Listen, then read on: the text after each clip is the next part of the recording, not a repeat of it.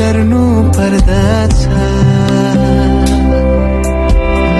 तर मैले सुनेको थिएँ मानिस धर्मी हुनु पर्दछ। पितासम्म पुग्नलाई राम्रो काम गर्नु पर्दछ। तर यीशुले भन्नुभयो तिम्रो पाप मैले लिए है। कोतले भरिएको तिम्रो कचौरालाई मैले पिए है।